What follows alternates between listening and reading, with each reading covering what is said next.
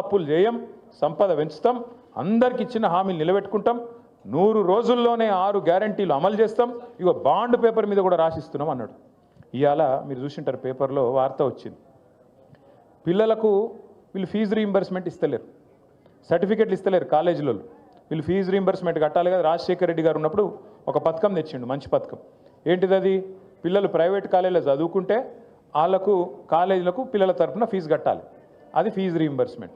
మన గవర్నమెంట్ వచ్చినప్పుడు, కేసీఆర్ గారి గవర్నమెంట్ వచ్చినప్పుడు కాంగ్రెస్ వాళ్ళు, అప్పుడున్న కాంగ్రెస్ ప్రభుత్వం మన మీద ఒక 3,000 కోట్ల బాకీ ఇడిచిపెట్టిపోయింది. ఇడిచిపెట్టిపోతే ఆ 3,000 కట్టినాం. ఆ 3,000తో పాటు 9.5 సంవత్సరాల్లో మరొక 17,000 కోట్లు కట్టినాం. అంటే 20,000 కోట్ల రూపాయలు పిల్లల ఫీజు రీయింబర్స్మెంట్ కోసం మనం కట్టినాం. అంతేగాని కాంగ్రెస్ వాడు ఇడిచిపెట్టిపోయిన బాకీ కాంగ్రెస్ వాడు కట్టాలి, నాకేం సంబంధం అని మనం అనలే. బరాబర్. ఎందుకంటే గవర్నమెంట్ అనేది కంటిన్యూగా ఉండాలి. ఒకరు ఉంటాడు, నెక్స్ట్ ఇంకోటి వస్తాడు, అటెన్కి ఇంకోటి వస్తాడు. ఎవరున్నా ప్రజలకు ఇచ్చిన వాగ్దానం అమలు చేయాలి. కాబట్టి మనం కట్టినాం. 10 ఏళ్లలో 20,000 కోట్లు కట్టినాం. నిన్న వీళ్ళు ఏమంటారు ఎరికైనా కాంగ్రెస్ వాళ్ళు? డిప్యూటీ సీఎం, ఏ డిప్యూటీ సీఎం అయితే మాట ఇచ్చిండో మాకు తెలుసు, 100 సంవత్సరాల పార్టీ, 120 సంవత్సరాల పార్టీ, రాష్ట్రాన్ని ఎట్లా నడపాలో మాకు తెలిసినట్టు ఎవరికి తెలియదు అని చెప్పిన పెద్ద మనిషి నిన్న చెప్తున్నాడు, మీకు ఫీజు రీయింబర్స్మెంట్ ఇచ్చినందుకు మా అక్కడ పైసలు లేవట విద్యార్థులకు. అంటే ఎంత అన్యాయం అంటే 13 లక్షల మంది విద్యార్థులు, ఒక్కరు కాదు ఇద్దరు కాదు, 13 లక్షల మంది విద్యార్థులకు ఇలా శటగోపం పెడుతున్నది కాంగ్రెస్ పార్టీ. వాళ్ళు సర్టిఫికెట్లు తీసుకోలేకుండా కాలేజీలకి వెళ్ళి వాళ్ళని ఆగం చేస్తున్నది కాంగ్రెస్ పార్టీ. ముస్లింలు కావచ్చు, ఎస్సీలు కావచ్చు, ఎస్టీలు కావచ్చు, బీసీలు కావచ్చు, లేదా అగ్రవర్ణాల్లో ఉండే పేదలు కావచ్చు, బాగుండాలి, చదువుకోవాలన్న ఉద్దేశంతో ఒక మంచి పథకం ఆనాడు రాజశేఖర రెడ్డి గారు పెడితే దాన్ని కొనసాగించింది కేసీఆర్ గారి ప్రభుత్వం. మనం ఎన్నడూ వివక్ష చూపెట్టలేదు. చంద్రబాబు నాయుడు గారు ఏమన్నా మంచి పథకం తెచ్చింటే దాన్ని కూడా కొనసాగించినాం. రాజశేఖర రెడ్డి గారు ఏమైనా తెచ్చింటే దాన్ని కొనసాగించినాం. రోషయ్య గారు ఏమైనా తెచ్చింటే దాన్ని కొనసాగించినాం. అట్లాగే కిరణ్ కుమార్ రెడ్డి ఏమైనా మంచి పని చేస్తే దాన్ని కూడా కొనసాగించినాం. తర్వాత మన పథకాలు మనం తెచ్చినాం. రైతు బంధు కావచ్చు, కళ్యాణ లక్ష్మి కావచ్చు, షాదీ ముబారక్ కావచ్చు, ఒక ఆడపిల్ల ప్రసూతి అయితే కేసీఆర్ కిట్ కావచ్చు, చెప్పుకుంటూ పోతే వందల పథకాలు మన ప్రభుత్వం వచ్చినాక చేసినాం. మనమేమో అట్లా పని చేసినాం. ప్రభుత్వం అనేది కంటిన్యూస్గా ఉండాలి, మనం ఎవ్వల మీద కక్ష పెట్టుకోవద్దు అని మనం పని చేసినాం. వీళ్ళ వ్యవహారం ఎట్లుంది?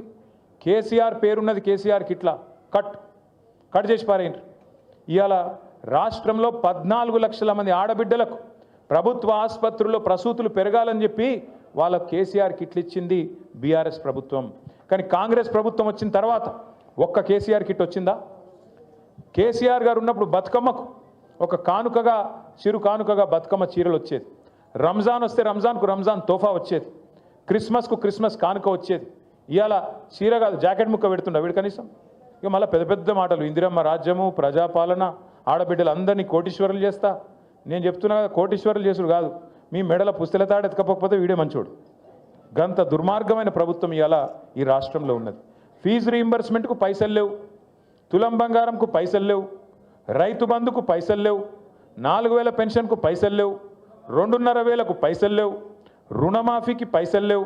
ఆఖరికి మీ వెంగళరావు నగర్ డివిజన్లో రోడ్డు మీద పొక్కలు పడితే పొక్కలు ఉడిస్తేందుకు పైసలు లేవు, లైట్లు వెలుగుతలేవు, చెత్త తీసేటోడు దిక్కులేడు. ఇది వాస్తవం. ఇవాళ నేను చెప్పేది వాస్తవమా కాదా? పట్టించుకుంటోడు ఉన్నాడు ఇవాళ రాష్ట్రంలో? ఎవరి పనుల వాళ్ళు ఒకటే బిజీగా ఉన్నారు.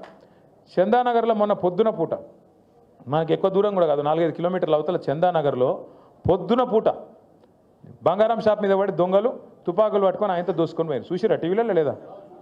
ఇలా పట్టించుకుంటోడు లేడు హైదరాబాద్లో. భయం లేదు, భక్తి లేదు. ఎందుకంటే వీళ్ళే దోసుకోవట్రు, దండుపాలెం బ్యాచ్ లెక్క వీళ్ళే మోపోయింది. ఇక వాళ్ళకు ఇంకోటి దొంగ ఎందుకు భయపడతాడు? చిన్న దొంగ పెద్ద దొంగ. చిన్న దొంగలు పెద్ద దొంగకు భయపడతారా? అందుకే ఇవాళ డే లైట్ మర్డర్స్ అవుతున్నాయి. క్రైమ్ రేట్ 41% పెరిగింది. సీసీ కెమెరాలు పనిచేస్తలేవు. ఆఖరికి గల్లీలో పెట్టిన లైట్లు పనిచేస్తలేవు, బుగ్గలు పనిచేస్తలేవు. కింద పొక్కలు పడితే పొక్కలు ఊడ్చేటోడు కూడా లేడు, పట్టించుకున్నోడు లేడు. వీళ్ళట జూబ్లీ హిల్స్లో మాగంటి గోపీనాథ్ ఆశయాలు మేము కొనసాగిస్తాం, మేము ఇది చేస్తాం, అది చేస్తాం అన్న చెప్పింది, సుధీర్ అన్న చెప్పింది కరెక్ట్. రేపు తెల్లారి ఎలక్షన్ అయిపోయిన తెల్లారి నవంబర్ మాసం తర్వాత ఇవాళ మీ ఇండ్ల చుట్టూ తిరుగుతున్న ఈ కాంగ్రెస్ నాయకులు ఒక్కడంటే ఒక్కడు మళ్ళీ అడ్రస్ కూడా లేకుండా వారిపోతారు, ఫోన్ నెంబర్లు కూడా మార్చుకుంటారు. ఇది జరగకపోతే నన్ను పట్టుకోవాలని చెప్పి నేను కోరుతా ఉన్నా. ఒక్క మనిషి కూడా మళ్ళీ కనబడాడు. మళ్ళీ చివరికి మిగిలేది గిదే గులాబీ కండువా, గిదే గులాబీ దండు, గిదే టీఆర్ఎస్ సైన్యం, కేసీఆర్ సైన్యం, కేసీఆర్ బలగం తప్ప ఎవరు కూడా మిగిలరు, కనబడరు.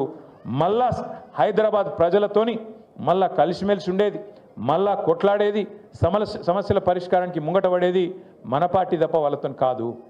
ఒకటి యాద్ చేసుకోండి, 2014లో రాష్ట్రం వచ్చింది. అప్పుడు వెంగళరావు నగర్ డివిజన్లో, మధురా నగర్లో, అట్లాగే మీ దగ్గర ఉండే ఇంకా ఇతర బస్తీలలో, రేమత్ నగర్లో, ఇంకా జవహర్ నగర్, యాదగిరి నగర్ అంతటా కూడా ఆ రోజుల్లో కొన్ని అనుమానాలు ఉండే. ఏమవుతుందో, రాష్ట్రం కొత్తగా వచ్చింది, మన పంచాయతీలు పెడతారా వీళ్ళు, ఆంధ్ర తెలంగాణ పంచాయతీలు అయితాయా, ఇంకోటి ఏమన్నా అవుతుందా, తెల్లారులేస్తే గుద్దుకునుడు తన్నుకునుడు ఉంటుందా, ఇవన్నీ అనుమానాలు ఉండే. కానీ ఏమన్నా అయిందా ఎక్కడైనా? ఎవరినన్నా కనీసం గొడవలు, పంచాయతీలు, గుద్దుకునుడు తన్నుకునుడు కాదు, కనీసం ఒకరినొకరు ఎవరైనా గిచ్చుకున్నారా? కనీసం 10 ఏళ్ళు ఎంత భద్రంగా ఉండే తెలంగాణ, 10 ఏళ్ళు హైదరాబాద్ ఎంత సురక్షితంగా ఉండే కేసీఆర్ గారి నాయకత్వంలో, అదే ఇవాళ ఎట్లయింది? లైట్లు పనిచేయాయి, బుగ్గలు పనిచేయాయి, పొక్కలు ఊడిస్టోడు లేడు, డే లైట్ మర్డర్స్ అవుతాయి, డే లైట్ల జ్యువెలరీ షాప్ల మీద వాడు దోసుకుంటారు, ఆడపిల్లల మీద అత్యాచారాలు పెరుగుతాయి. మొత్తం 41% క్రైమ్ రేట్ హైదరాబాద్లో పెరిగింది. నిన్న మీరు వార్తలు చూడండి, ఇవాళ పేపర్లలో 3 కొట్టుకపోయిన వర్షాలలో, 3 కొట్టుకపోయిన వర్షంలో. అంటే నేను ఎందుకు చెప్తున్నా ఇదంతా అంటే, పట్టించుకునేటోడు లేడు హైదరాబాద్ని. ఇవాళ ఒక మంత్రి లేడు, ఒక ఎమ్మెల్యే లేడు అని కనీసం అడిగేటోడు కూడా లేడు హైదరాబాద్లో. అటువంటి పరిస్థితి ఈ కాంగ్రెస్ ప్రభుత్వంలో ఉన్నది. జిమ్మెదారు గల ప్రభుత్వం అయితే, నిజంగా బాధ్యత గల ప్రభుత్వం అయితే, ఇట్లాంటి వర్షాలు పడుతున్నప్పుడు సీరియస్గా పెద్ద ఎత్తున ఇబ్బందులు ఉన్నప్పుడు ప్రజలకు ఒక 3 మంత్రులను జూబ్లీహిల్స్ ఎలక్షన్లో పెట్టుడు కాదు, 3 మంత్రులను హైదరాబాద్ మొత్తంలో పెట్టి ఎక్కడ సమస్య ఉంటే అక్కడ పోయి పరిష్కారం చేస్తే ఒక గది ప్రభుత్వం అవుతుంది. ఆ పని మనం చేసినాం 10 ఏళ్ళు, వీళ్ళు చేయలేదు. సరే, మనం కట్టినట్టు వీళ్ళకు 36 ఫ్లైఓవర్లు కట్టే చేత కాకపోవచ్చు, కానీ కనీసం పొక్కలు ఊడ్చే తెలివి కూడా లేదా? కనీసం రోడ్ల మీద గుంతలు పడితే ఆ గుంతలు ఊడ్చే తెలివి కూడా లేదా? దయచేసి ఆలోచించండి. నేను మిమ్మల్ని కోరేది ఒక్కటే, ఇవాళ మీరందరూ కూడా 56 బూత్లకు సంబంధించిన బూత్ కమిటీ సైనికులు ఇక్కడ ఉన్నారు. మీ అందరితో నా ప్రార్థన ఒకటే, మళ్ళీ కేసీఆర్ గారే రావాలనే మాట ఇవాళ హైదరాబాద్లో కాదు, ఇవాళ రాష్ట్రంలో ఉండే ప్రతి వర్గం నుంచి ఒక్కటే మాట వినబడతా ఉన్నది. అప్పుడే మంచిగుండే, తిరిగి కేసీఆర్ గారిని తెచ్చుకోవాలనే మాట వినబడతా ఉన్నది.